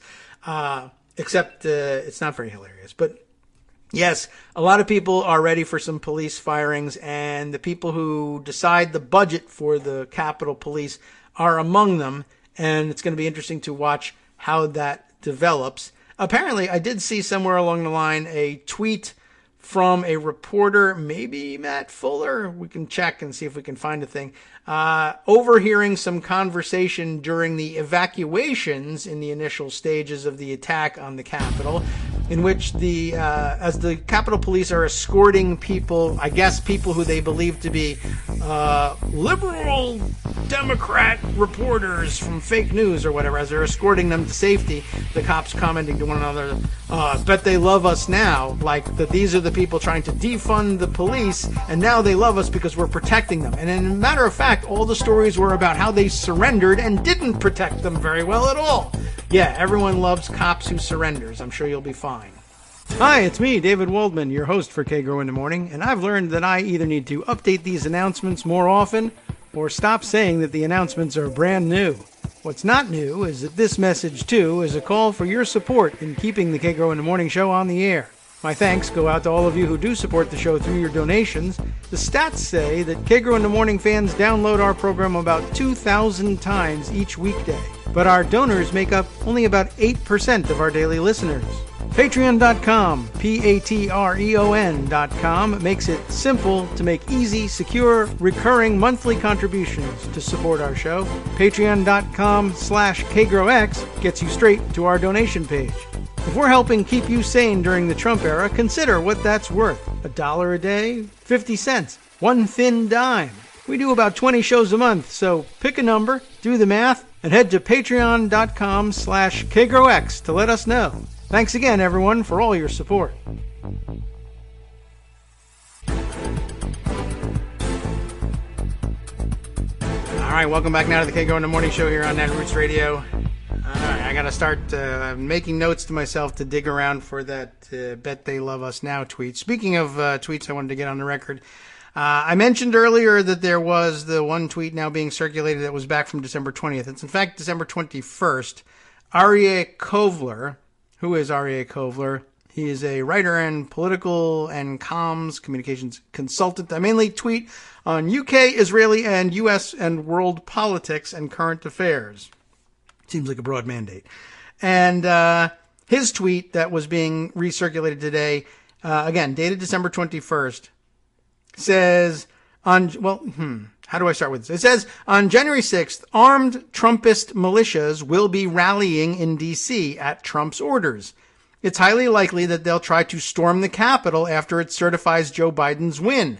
I don't think this has sunk in yet. Well, it clearly didn't sink in with a lot of people, certainly not the Capitol Police. I bring it up, and I hesitated in starting to read it because it came across the transom again just seconds ago, being retweeted by Josh Marshall, who sends this comment along with it that says, I think of myself as pretty prescient about Trump stuff. But damn, this is one hell of a thread. Not only predicts the insurrection yesterday, but the precise modalities and triggers.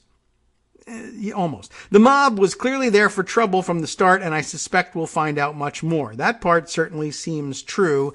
My objection to it is minor, but I feel like I have to state it. And I haven't read Aryeh's full thread yet, but I don't know. Is it prescient?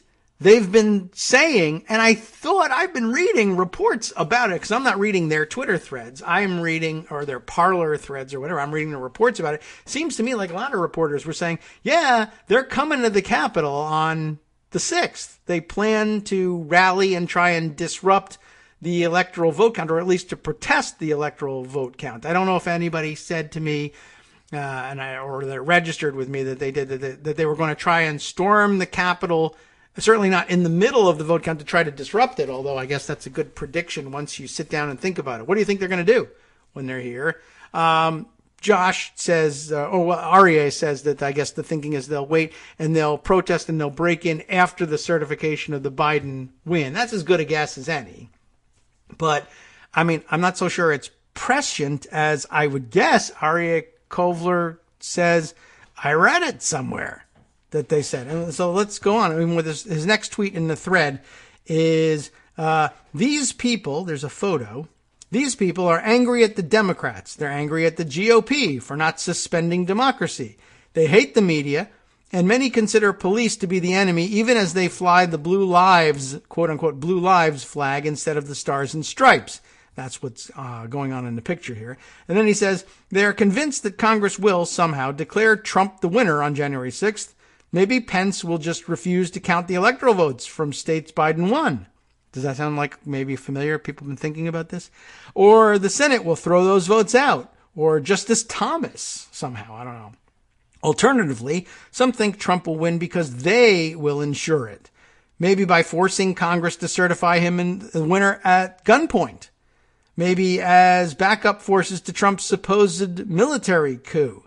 And then he includes his own tweet from December 20th here that says, pro-Trump forums are very excited about Trump's call for a mass D.C. protest on the day Congress counts the Electoral College votes. Many see it as the mobilization call they've been waiting for. And here, I guess I would say, good eye, good reporting, but prescience.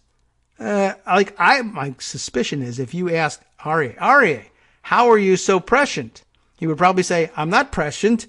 I read their forums and they said, I can't wait to go and answer Trump's call to occupy D.C. on January 6th and then protest the electoral vote outcome and maybe do something crazy because because that's what we're talking about. He includes in the December 19th tweet as proof about pro-Trump forums being very excited. There's a screenshot of a post on who knows what. Is this, one of the various social media platforms. And it says, Trump tweet, Daddy says, this is literally how they talk to one another. Daddy says, be in D.C. on January 6th. And then they show the tweet of Donald Trump himself. And the screenshot is Peter Navarro releases 36-page report alleging election fraud. Did you see this tweet? It's been widely discussed. Anyway, it ends in big protest in D.C. on January 6th. Be there. Will be wild. I don't remember the date of that tweet, and it's cut off in the screenshot of this. But, I absolutely remember everybody talking about that one. So, it's only, I don't know, maybe it's just a poor choice of words. But I would say if you read that, then saying there's going to be a protest on January 6th is not prescience. But I'm glad you watched and had a good eye. And you're right, it didn't sink in enough. So the original thread then continues with Aryeh saying, when Congress certifies Biden, these people will be shocked. Their worlds will collapse. And it'll happen while they're illegally armed and gathering in D.C. It's a nitroglycerin of explosive mixtures.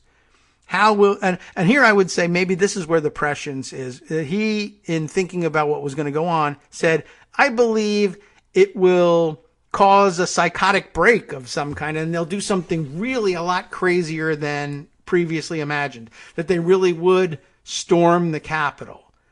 Whereas I thought, all right, I've seen the same reports that they're going to assemble, but I've also seen, the Proud Boys of late fighting the cops in Salem, Oregon, and doing a very lame job of it. And just generally doing a very lame job of taking over cities that they claim to be invading for various rallies. They cause a lot of problems.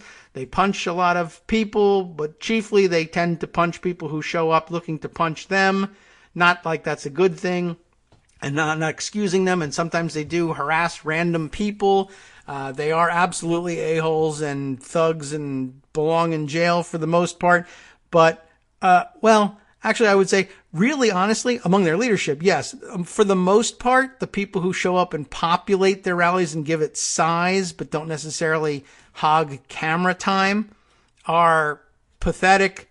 And, I would venture to say if you are a relatively young and healthy person and interested in fighting them, easy to kick their ass for the most part. There's a lot of doughy idiots that join the Proud Boys in the hopes of looking a lot tougher than they really are. But surely there are some Proud Boys who hog the camera who are considerably more adept. I don't recommend seeking a fight with them. But just generally speaking, they infect the bar. They make everybody uncomfortable. They punch some people who came to try to punch them. and then they go away. And I didn't really think that Proud Boys per se were capable of storming the Congress, the Capitol complex. But a lot of peripheral groups also came. It wasn't a Proud Boys rally. They're just one element of what shows up. And sometimes, at these same rallies, the weirdo 3%ers show up and they bring guns and tactical gear and they look like they want to assault the Capitol, even if they didn't, they never go ahead and do it. And to be honest, the people who made it inside the Capitol didn't really look like they were representing very much from the 3%ers or Oath Keepers. There weren't as many battle-kitted, armed insurrectionists as I thought we would see for an operation like this. So I thought, my failure of prescience was I didn't really think they'd get past police lines. I thought they'd all get hit over the head and tear gassed and, and declare it a victory. So I was a little bit surprised by that. REA, though, says, you should have expected more, because what's happening here is that people who have gathered for camaraderie and done so in many cases armed, and who are already unhinged from reality, are about to have their bubbles burst and their worlds shattered, and it might trigger a psychotic event. That's actually pretty good thinking. Anyway, he continues on here. How will January 6th be policed? Good question. Also more prescient. We've already seen that the White House can effectively commandeer the D.C. police and construct ad hoc paramilitary forces out of prison officers and Border Patrol. Will Congress get the protection it needs? I was thinking an awful lot about that and the failure of the Capitol Police to protect the institution, just in terms of balance of power between the branches and co-equal branches. And the fact that, nobody attempting to storm the fences at the White House would be, I think, expected to get through. And it's really kind of just dangerous, for a number of reasons, but one of the less considered reasons of the dangers yesterday was that there's effective armed protection that will leave a lot of people dead if they tried to storm the White House and take over the seat of executive power. But if you try to storm the Capitol and take over the seat of legislative power, apparently nothing happens, even though, there's no reason in the world why they couldn't or shouldn't respond to mass events the same way at the Capitol that they do at the White House. I guess the only, and it's a serious consideration, and I'm sure that when they are having hearings and trying to decide who to fire at the Capitol Police, this will come up, when your protective, I don't know what the wording would be, but the figure you're looking to protect at the White House is singular and solitary. You want to watch out for staffers and everything, but the charge here is to protect the president. And you can kind of secure that one person behind you and then basically say, spray bullets in every direction except behind you. And you should do pretty well in terms of protecting the president. You will probably kill a bunch of innocent people, but screw them. Your charge is to protect the president. If your charge is to protect the 535 members of Congress, you can't necessarily just open fire and start spraying bullets everywhere, because it's not easy to know where your protective charge is at all times. So it is a bit different. More points of entry, meant to be, traversed by more members of the public, the Capitol is, than the White House.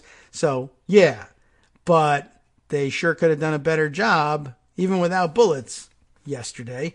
Let's see. He goes on then to say, as he's comparing the Congress and the protection it needs versus the White House, there's the picture of them clearing Lafayette Square Park so that the president, they gassed the crowds there so that he could go over and have that photo op.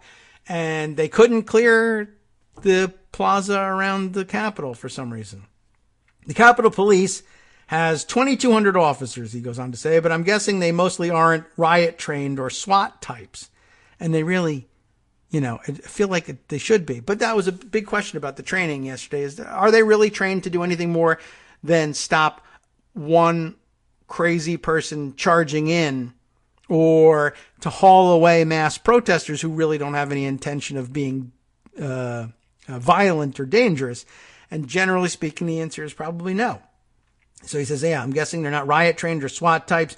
The question here is if federal forces will be allowed to help them. That's prescient too. So maybe Josh is talking about the rest of it. I'm glad I didn't jump in early with a tweeted response. We can parse it here.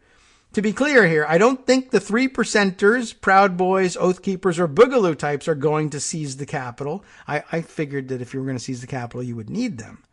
But some of them are going to try, and people will die. That's true, too. How will U.S. conservatives react? Well, they made Kyle Rittenhouse into a hero. They ignored the Whitmer kidnap plot, except as a way of calling for more violence against her. And I thought that was very interesting and missing from most of the discussion yesterday, although it's starting to creep back in now with photos of one of the people who barged into the Senate galleries from above and then ended up jumping down onto the Senate floor, who was pictured entering the gallery with a bunch of those plastic zip tie handcuffs, which seem out of place in a situation like this, except if they were planning to possibly take captives from Congress. And by the way, the guy also happened to be wearing, as was pointed out, a baseball cap from Black Rifle Coffee, which shouldn't necessarily mean anything to you, but if it does ring a bell, you'll know why. It is the brand of coffee that actually offered not only a baseball hat, but some sort of endorsement deal to Kyle Rittenhouse, just recently mentioned. He was, of course, charged with the murders at the protests was he from Wisconsin? I forget now even where we're talking about. But Kyle Rittenhouse, who shot counter protesters or protesters from the other side anyway, and became infamous for doing so. But apparently this coffee company, owned obviously by other lunatics, they named it Black Rifle Coffee, gave him a hat, not a big deal, and an endorsement check, which is a big deal. And as it turns out, this guy showed up in a similar hat, and you're supposed to take a message away from that. Anyway, RA continues on a little while longer here. I note that he says Robert Waldeck reckons I'm completely wrong here. He's not. And the DC forces, including Capitol Police, DC Police, and National Guard, which he knows well, will be able to keep things completely under control. So now you know Robert Waldeck is a guy who's totally wrong about this thing. Anyway, I don't know who he is, but I guess he's feeling bad about that now. That's pretty interesting. More than a year back, I wondered if Trump would be the first president to be impeached twice. That feels prescient too. Tonight, members of Congress are seriously considering it.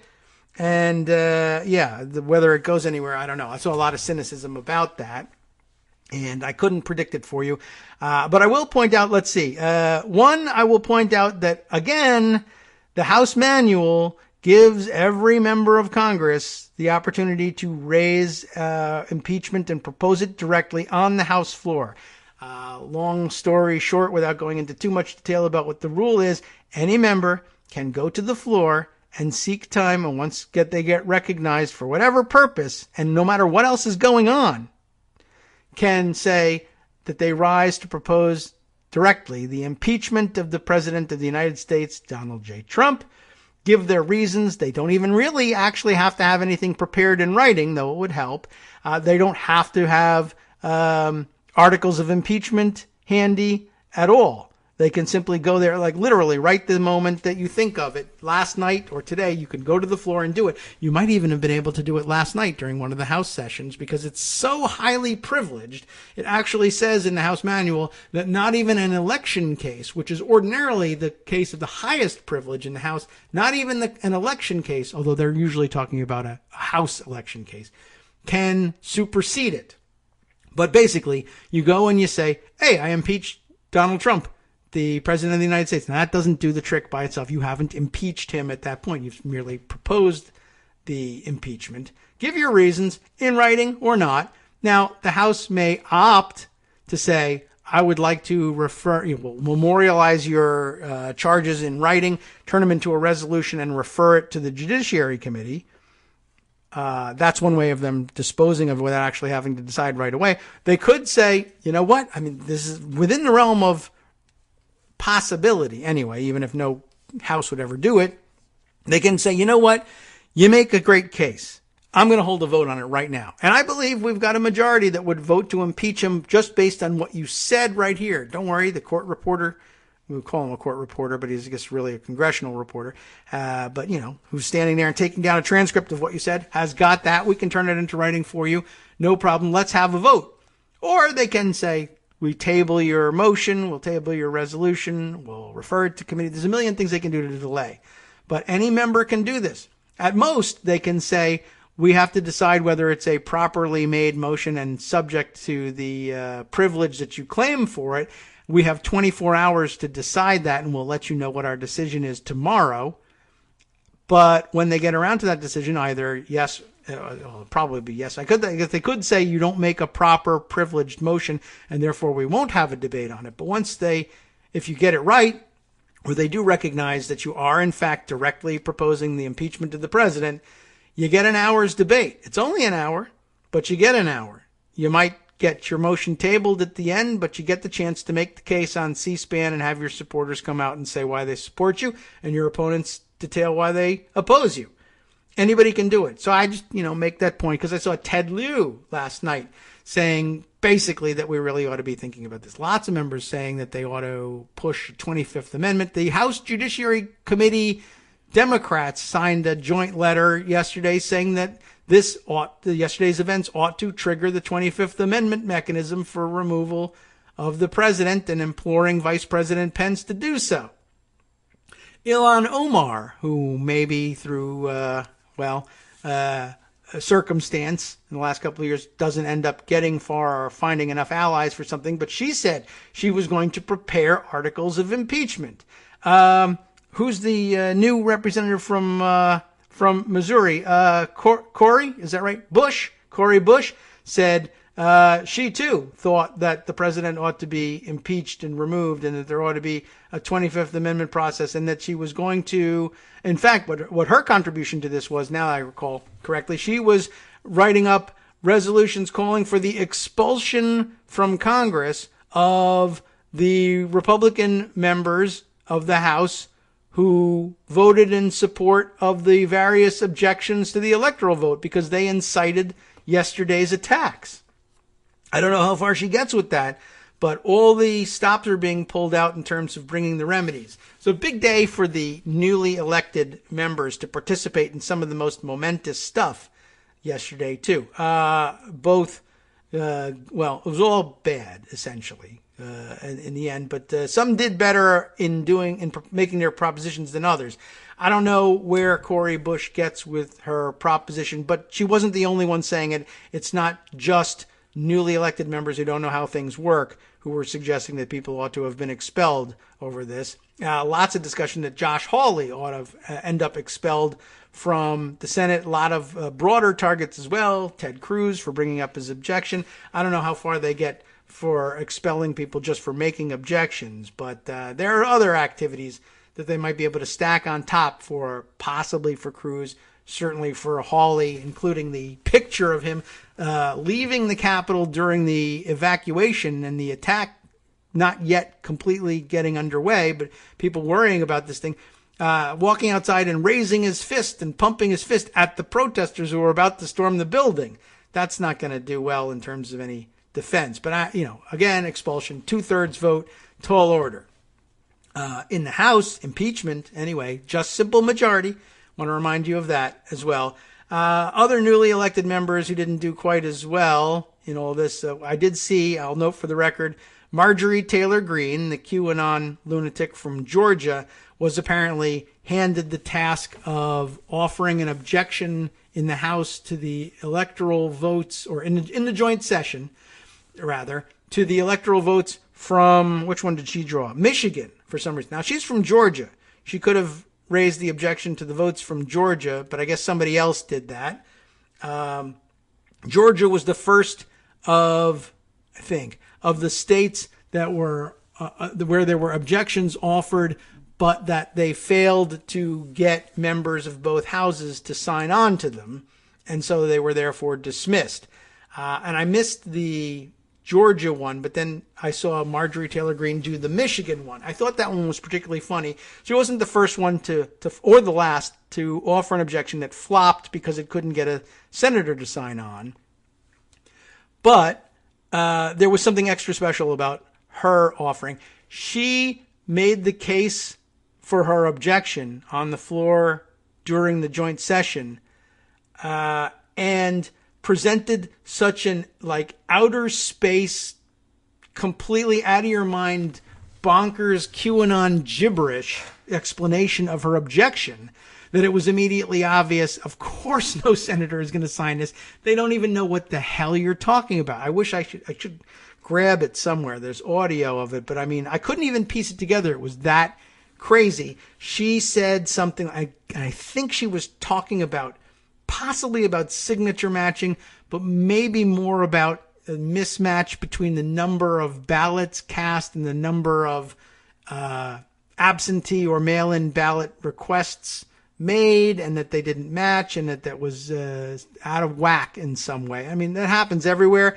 And she tried to make a statistical argument, and she said, I object to the electoral vote from the state of Michigan because there was the FEC guidelines say that the mismatch between the this and the that can't exceed 0.8%, and this one was something else percent, and the FEC will never have anything to do with how the state of Michigan determines the validity of its count. They don't have anything to do with anything like that. But she thinks Federal Election Commission makes it sound like I know what I'm talking about. That was just such great, QAnon turned into a congressperson gibberish, where I'm just going to throw out terminology to make myself sound like I know what I'm talking about, which is the great. I think that's one unifying feature of surely of the QAnon and Q-curious members of Congress. They just love the terminology. And back at home, that people are like, wow, Federal Election Commission, she really knows what she's talking about. I should grab this thing. Maybe we can share either audio or a transcript of it.